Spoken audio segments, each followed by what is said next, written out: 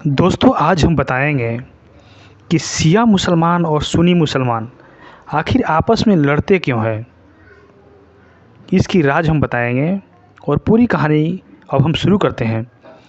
सुन्नी मुसलमान मानते हैं कि हज़रत अली सहित पहले 4 खलीफा अबू बकर, उमर, उस्मान तथा हज़रत अली सतपंथी यानी राजदूत थे, जबकि शिया मुसलमानों का मानना है कि पहले 3 खलीफा इस्लाम के गैर वाजिया यानी अवैध प्रधान थे और वे हज़रत अली से ही इमामों की गिनती आरंभ करते हैं और इस गिनती में खलीफा शब्द का प्रयोग नहीं करते हैं। मोहम्मद के नेतृत्व में पूरा अरबी प्रायद्वीप एक मत और साम्राज्य के अधीन पहली बार आया था। हज़रत अली जो मोहम्मद साहब के चचेरे भाई और दामाद थे, हज़रत मोहम्मद साहब ने असली उत्तराधिकारी थे, उन्हें ही पहला खलीफा बनना चाहिए था, ऐसा विश्वास रखने वालों शिया कहते हैं। यद्यपि ऐसा हुआ नहीं और उनके 3 और लोगों के बाद खलीफा यानी प्रधान नेता बनाया गया। अली और उनके बाद उनके वंशजों का इस्लाम का प्रमुख बनाना चाहिए था, ऐसा विश्वास रखने वाले शिया सुन्नी मुसलमान मानते हैं कि हज़रत अली सहित पहले 4 खलीफा यानी अबू बकर, उमर, उस्मान तथा हज़रत अली सतपंथी यानी राजदूत थे, जबकि शिया मुसलमानों का मानना है कि सबसे पहले 3 खलीफा इस्लाम के गैर वाजिब यानी अवैध प्रधान थे और वे हज़रत अली के ही इमामों की गिनती का आरंभ करते हैं और इस गिनती के खलीफा शब्द का प्रयोग नहीं करते हैं।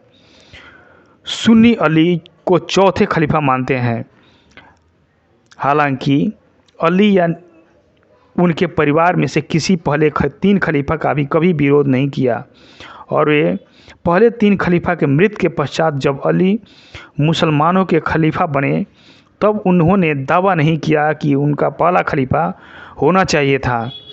ये सिर्फ उत्तराधिकारी का मानना था और हज़रत अली भी कई वर्षों तक के बाद खलीफा पर इनसे मुसलमान समुदाय में विभेद भी आ गया जो सदियों तक चला आया। आज दुनिया में सुन्नी मुसलमान में शिया और विश्वास ईरान, इराक समेत कई देश प्रधान हैं। अब हम वही बात करें कि शिया और सुन्नी में सबसे ज़्यादा कट्टर कौन है।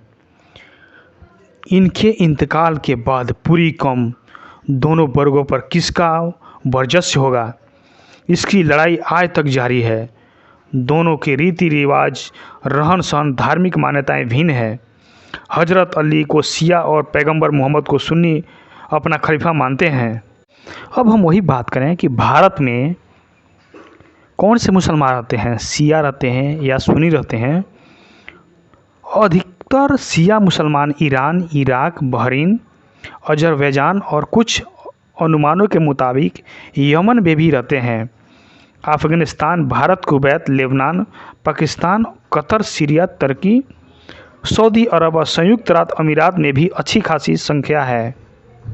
अब हम वही बात करें कि हज़रत अली को किसने मारा।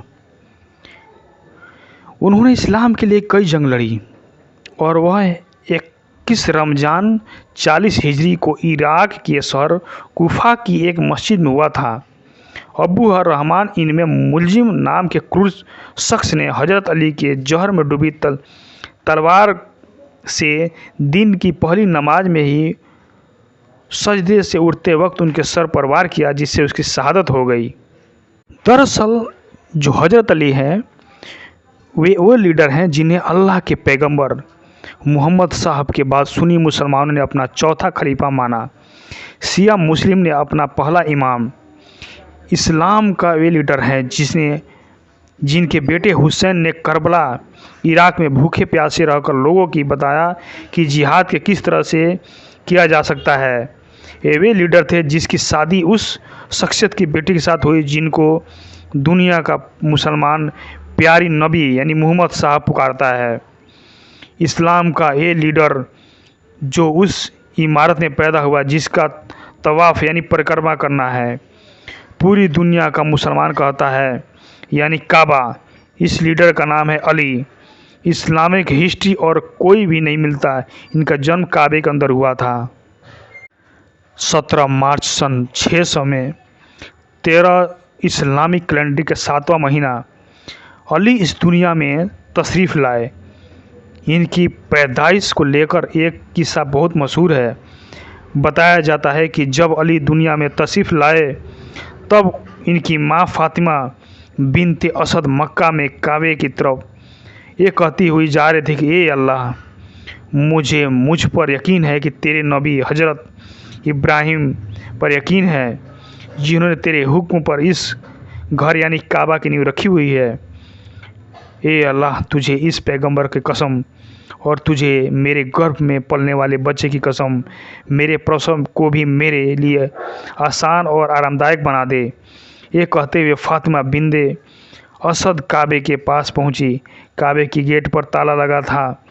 काबे की दीवार खुद फट गई। फ़ातिमा बिनते ही असद अकेली उस काबे के अंदर दाखिल हो गई। दीवार भी आपस में जुड़ गई। अली के वालिद अबू तालिब इब्ने अब्दुल मुत्तलिब भी काबे के पास पहुँचे। अबू तालिब पैगंबर मोहम्मद साहब के वालिद अबू तलाब भी भाई थे। इस तरह अली मोहम्मद साहब के चचेरे भाई हुए। और जब अली पैदा हुए तो उस वक्त मोहम्मद साहब की उम्र 28 वर्ष थी। हाँ, अली के पैदाइश के बाद आगे कहा जाता है कि काबे के पास भीड़ जमा हो गई थी। सब परेशान थे। काबे का गेट बंद है और फ़ातिमा बिनते असद में अंदर हैं। ताला खोला गया। फ़ातिमा बिनते असद बाहर गई तो उनकी गोद में बच्चा था। इस बच्चे का नाम रखा गया अली। अली के माने तो बेहद बुलंद अली की माँ फ़ातिमा बिनते असद ने उस माँ का नाम हैदर रखा था। अली की शादी मोहम्मद साहब की बेटी फ़ातिमा से हुई। यानी अली अब तक मोहम्मद साहब के चचेरे भाई थे और अब वह दामाद बन गए। मोहम्मद साहब के साथ रहकर अली ने कई इस्लामिक जंगें लड़ी। उनकी बहादुरी के बारे में बताया जाता है कि अली खैबर की जंग में मरहम यहूदी सेना से प्रमुख था। नाम के पहलवान छोटा पछाड़ा और मरहम ऐसा था कि उसकी ताकत किसी को भी कँपा देती थी, लेकिन अली ने उसके पटक ही दिया और उनकी कत्ल कर दिया। बल्कि उसके साथ अंतर ही इस जंग में अली के बखैर किले के दरवाजे को भी उखाड़ कर ढाल की तरह इस्तेमाल किया। इस दरवाजे के बताया जाता है कि इसे करीब 20 लोग मिलकर बंद करते थे। अली ने खैबर की जंग जीत लिया। नजफ़ इराक़ में इमाम अली का रोज़ा दरगाह, जिसे अली मस्जिद भी कहा जाता है, वही हम बात करें कि अली इमाम है या खलीफा, इसको लेकर काफ़ी बहस चलती है। जब मोहम्मद साहब इस दुनिया के रुखसत हुए तो हज़रत अली उनके जनाजे की तैयारी कर रहे थे। नहलाना धुलाना इत्यादि और बाकी साथी मोहम्मद साहब के बाद इस्लाम की जिम्मेवारी किसी के एक सौंपने की तैयारी कर रहे थे, यानी खलीफा बनाने की तैयारी कर रहे थे।